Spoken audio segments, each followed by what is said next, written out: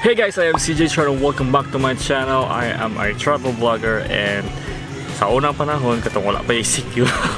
Kada kay nalingaw ng align ako sa previous nga video. Murag ka nang unsa ka dugay na ang ECQ pa, di ba?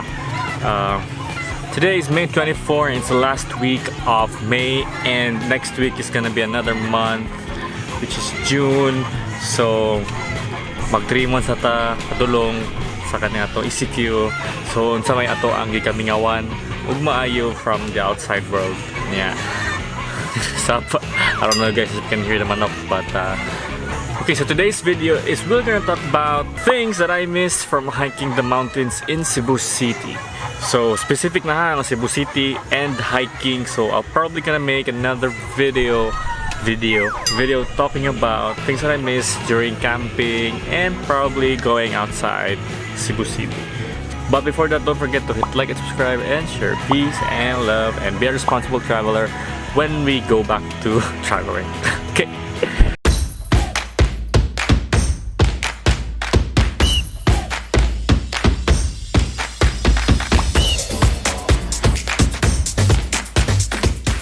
But before we start, okay na tayo ito ang galing ng gamay ng ring light. Char. Pero I think, bati matanawad sa camera nga na ako'y ring light niya. More reflect niya sa akong eyeglasses. If tanggalong ka na ako, no?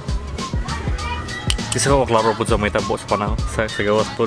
Pero sige, ato i-try yung tanggal akong eyeglasses niya. See if I can talk better to you guys. But 100% di ko klaro kung sa yung tabo sa akong paligid ron sa mga nakabala ko yung eyeglass. Alright, so let's do this. Alright, so karon kay day hike na niya kung istoryaan niya sa Cebu City ra para specific yun diri sa Cebu City. Okay?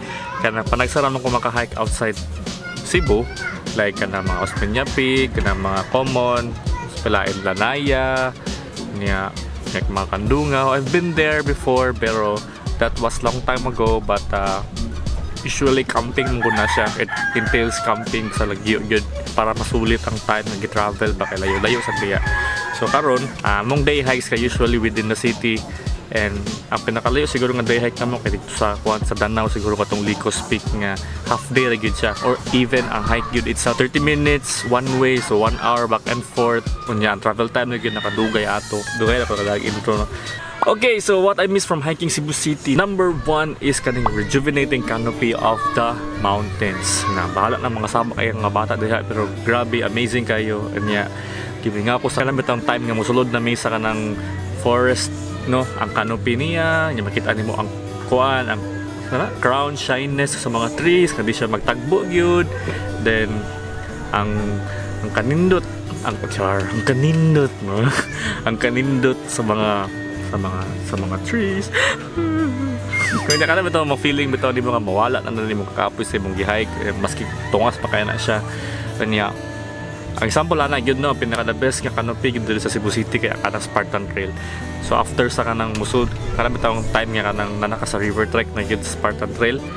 Umbot usa na siya nga kanang part sa Cebu City nga reserved na siya ka forest diha nga as in. Wala siya, so mag-hike mo og less than an hour sa kanang river trek. So mo na siya pinaka-chill gid nga hike nga kung gi-suggest gyud sa kanang mga mangita og hike sa Cebu City pohon diha gyud kay after sa kanang like breaking nga kanang uphill padung sa Monterasas nya kuan downhill padung sa river trek, amo na siya mo na pinaka best part gyud nga ako maingon nga ganahan jud mo balik-balik nya ma-enjoy nimo ang kahilom, ang kahilom sa forest. Wala jud kay madunggan kayo nga mga noise nga from mga motor o inaana unya. So may lain ako sa kanapong nindot nga view, kanang nindot pud nga feeling bitaw.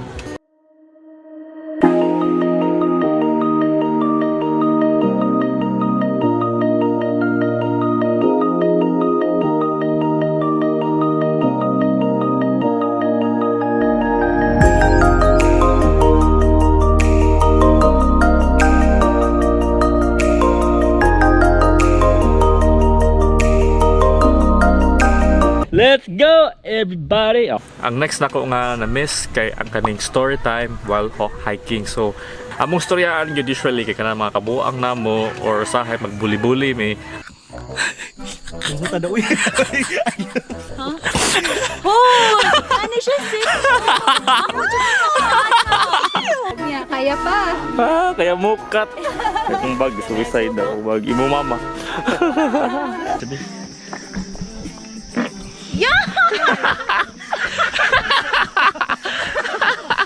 Release the bad air. Lingi Ate Kimi. Awas si Ate Kimi. Ayun, Ate Kimi. Lingi. Talikod. Oh. Kali. Lingi. Lingaw man siya magstorya-storya gid mo sa inyong mga kauban while hiking kay mawala kanang like dili nimo feel dahil ang kanang kakapoy sa hike dayon maski kanang treacherous na kayo ang trail or init na kayo ang sun char pero sa sige ning istorya wala nang kabantay nga abot alay mo sa inyong destination dai which is ang peak or ang inyong ending so sumana ang inyong last nga point sa inyong quad sa inyong hiking so wala siya. Away, katawan ka, Tigmi. I love lesson learned, guys. Ayaw yung iksalag lagi. Masaya tayo mo ginatawa.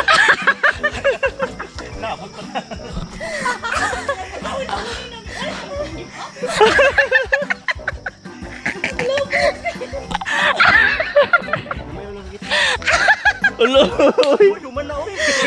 Wala ka! Nagsige siyang balik sa kumang. Api ka, girl! Nakabumirang si Good thing, wala pa nahira ka manok. So far, no? Okay, so we're down to our last nga akong na-miss sa Cebu City hiking. Dili siya ingon nga mo siya pinaka-last yun, pero I think mao mo siguro pinaka na-miss yun like sa akong mga friends with me ako sa nga tig-hike yun sa Cebu City. Muna yung gitawag nga refreshments nga naasa, babag o sa bagsakan sa pamutan. Ito yung mga refreshments kanang mga pagkaon mga snack o kanang mga sparkle. Believe it or not, sa babag yun niyo makita ang pinakalamig nga sparkle sa kalibutan bot. Mao gyud na ang pinakahandomon gyud samot na kanang nanaka sa part nga treacherous ta sa babag kanang gisige na siya ascent. Among storya, sparkle. Hantod nga maabot namin nga sa tindahan, sa babag, sa RCPI, diya tita. Mag-unahan na yun dayon og dagan pa doon sa tindahan, mamalutig sparkle dayon. Anya, kung wala sparkle, mag-uol dayon kay sa taman mabigya pas. Sa bagsakan po, sa pamutan, kadiha dayon mag-unahan na po na mga hiker po og adto sa bagsakan kay ang lumpia ni ate. That sounded so wrong pero ang lumpia sa bagsakan pinakalamig ang lumpia sa Cebu City but lang asa niya ipalit pero stang lami lagi kaba ka tayo sa kami ka-excited din kanay lumpia dito kay pila mi ka semana tinga nanganiti may lumpia ti karon kay na lumpia ti we're so happy. Ay, wala ka makaming nga lumpia. And then as well, ang pinaka-last po, after sa lumpia sa bagsakan, muadto may sa tisa, niya mag-siomay dayon sa ilang Kuya Jeff. Kay, my God, ang siomay nilang Kuya Jeff, may nami kayo. Muna siya mong ritual every after hike. If mag-hike me sa Spartan Trail, or magbabag me, niya exit sa bagsakan, kay naramay habal-habal from bagsakan, then mo-exit sa punta, then sakay lang may jeep from Punta to Tisa. Then adto na may kaon o lunch. Diba? Uy, lumpia! Uy, wala! Uy!